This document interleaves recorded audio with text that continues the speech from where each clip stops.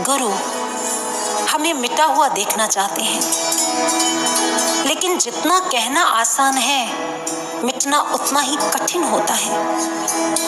मैं से तू होना आसान नहीं है, शीस उतारे हाथ से सहज आस की नाही, सहज आस की नाही खांड खाने को नाही, झूठ आस की करे मलूक में जूती खाही, जीते जो मर जाए करे ना तन की आशा, आशिक को दिन रैन रहे सूली पर बासा, मान बड़ाई खोए नींद भर नाही सोना, तिल भर रक्त न मांस नहीं आशिक को रोना, पलटू बड़े बेवकूफ वे आशिक जो होने जाही, शीस उतारे हाथ से सहज आस की नाही।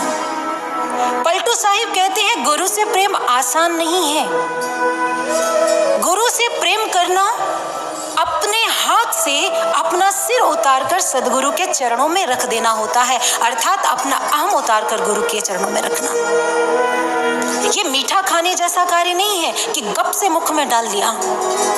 गुरु से प्रेम करना जीते जी मरना है। गुरु से प्रेम करना अपनी समस्त इच्छाओं को छोड़ देना है।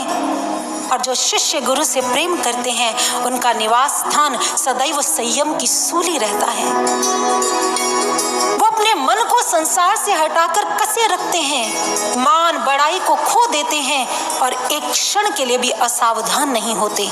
जानते हैं क्यों? क्योंकि शिष्य जानता है भक्ति की पहली शर्त ही समर्पण है, और समर्पण का अर्थ होता है स्व का अर्पण, मैं का विसर्जन। पलटू साहिब कहते हैं जो लोग यह सोचते हैं ना अपने आप को भी बचा लें और गुरु को भी पालें, उनके लिए ये भक्ति पथ दुर्गम नहीं महादुर्गम है। प्रेम नगर की कठिन डगर है, कांटों का जहां बिछोना है, कटकर जलकर सहकर तपकर तुझको उसका होना है, अपना अस्तित्व मिटाकर तुझे बीज सा गल जाना है, पाने की छोड़ तमन्ना हर पल खोना ही बस खोना है।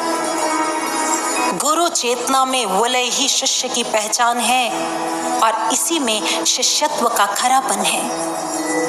मेरे गुरुदेव जानते हैं मेरे लिए क्या उचित है, यही तो समर्पण होता है। साधारण प्रेम होता वो स्वार्थी होता है, उसकी जड़ें गहरी इच्छाओं में और संतुष्टि में होती हैं। लेकिन गुरु से प्रेम में ना तो लेन देन का व्यापार होता है, ना अपेक्षाओं की गंध होती है।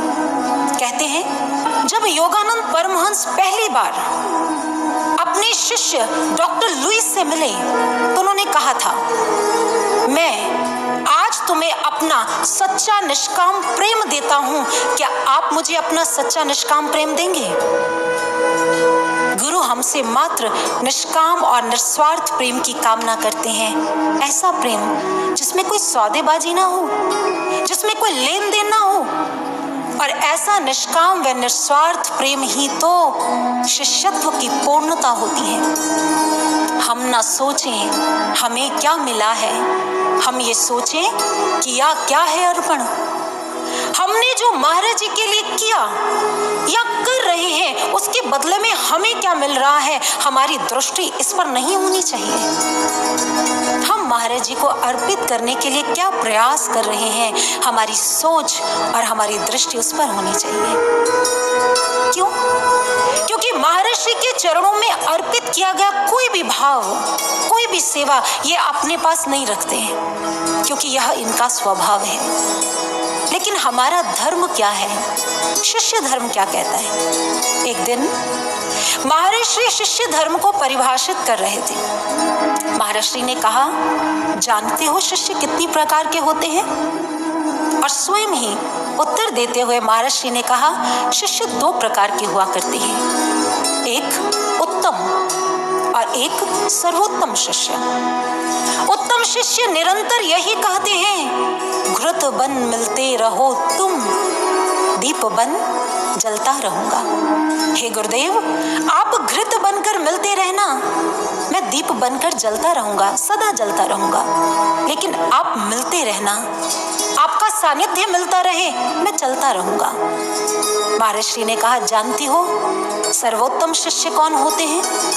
जिसके रोम रोम से एक ही ध्वनि ध्वनित होती है, घृत मिले न मिले ईंधन, ना प्रेम पवन मेरे राम, फिर भी जलते रहने का व्रत लेता हूँ अभिराम, फिर भी जलते रहने का व्रत लेता हूँ अभिराम। लेना और देना व्यापार है। ईंधन पाकर जलना तो बहुत सरल होता है, बात तो तब है जब दीपक में एक बूंद तेल ना हो और फिर भी दीपक जाज्वल्यमान रहे। हिम्मत तो तब है जब हमें प्रेम रूपी गुरु से एक सिंधु से एक बूंद रस ना मिले और हमारी जो आंखें हैं वो गुरु के लिए तरसती रहे। यही सर्वोत्तम शिष्य की पहचान होती है।